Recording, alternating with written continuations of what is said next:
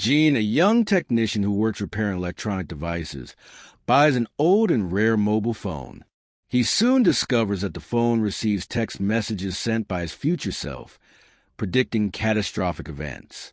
Gene desperately tries to change fate, but every attempt only leads him closer to the destiny he is trying to avoid, trapped in a psychological struggle against time. In a forgotten corner of the city, with a remnant of obsolete technology piled up, Gene spent his days. 28 years old, with sharp, observant eyes behind his glasses and hands skilled at restoring life to what others considered scrap. His passion for old mobile phones drove him to hunt for lost treasures, and one day, he discovered an ancient phone with a unique design, as if it had leapt straight out of a science fiction novel. With remarkable precision, Gene brought the phone back to life. But what appeared on its screen was anything but ordinary. No familiar applications. Only a strange icon shaped like an hourglass. Suddenly, the phone vibrated. A text message. Gene opened it, and his blood ran cold. A photo of himself appeared on the screen. His face distorted, a wrecked car behind him. The date read, "Tomorrow, 14:30. Sender, me?" Was it a cruel joke, or had time itself begun to play its game with him? The shock was too powerful for Gene's mind to fully grasp. A message from the future? From himself? He struggled to find a logical explanation, turning the phone over in his hands. Examining every angle, nothing. The mysterious application refused to be deleted, and the message remained a silent witness to an impending catastrophe. Gene spent a long night racing against time. The internet, books, every source of knowledge failed to provide an answer. Exhaustion gnawed at his body, but his determination to change his written fate was stronger. Could a human being deceive destiny? As dawn broke the next day, Gene made his decision. He changed his route, avoided the cursed street. Every passing minute felt like an hour, and every glance at the phone screen tightened his anxiety. Had he succeeded? Had he managed to break the loop of time? He had succeeded. He avoided the first accident, but his joy was short-lived. The phone vibrated once again. A new message. A photo of him falling from a ladder in his workshop. Date, the day after tomorrow, 10 a.m. Sender, me? He had not changed the future, only the way it happened. Gene realized the bitter truth. Every attempt to change fate only led him to another fate, perhaps an even worse one. Despair began to seep into his soul. Was he nothing more than a puppet in a play written by time? In a moment of rage and hopelessness, Gene tried to get rid of the phone.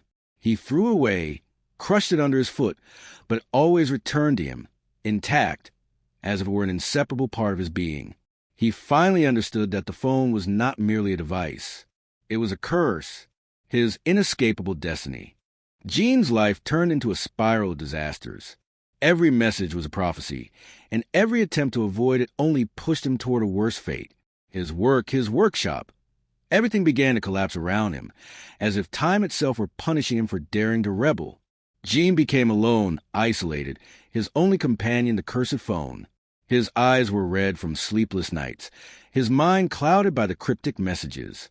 He watched it obsessively, analyzing every word, every image, in a desperate attempt to understand the game he had been trapped in.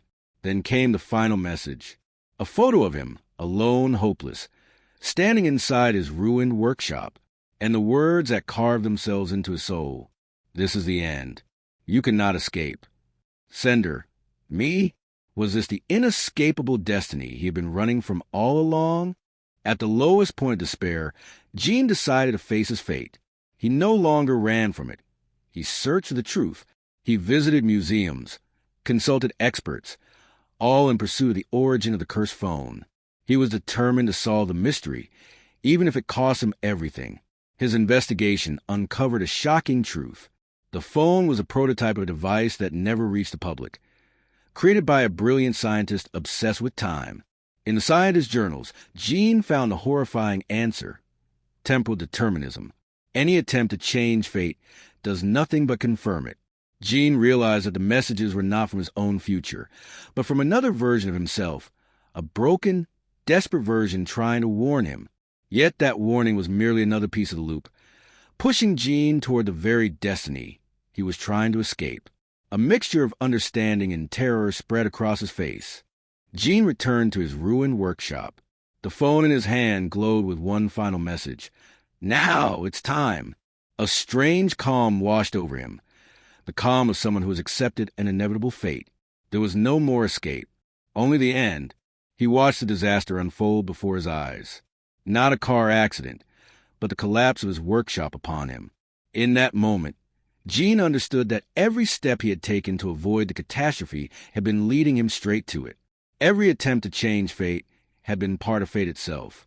In his final moments, Gene smiled a sad smile. He raised the phone and took a photo of himself, moments away from vanishing beneath the rubble. He typed one last message. Do not try to change anything. Fate is inevitable. He sent it to the past, to himself, completing the eternal loop. In a forgotten corner of the scrapyard, among piles of rusted metal and abandoned memories, the old phone waited in silence. A new hand reached for it. A new spark of curiosity ignited in the eyes of another young man, just as it once had with Gene. With the first pulse of life returning to the ancient device, the screen trembled. A new text message arrived. A photo of Gene in his final moments, and a date pointing to tomorrow. Sender, me?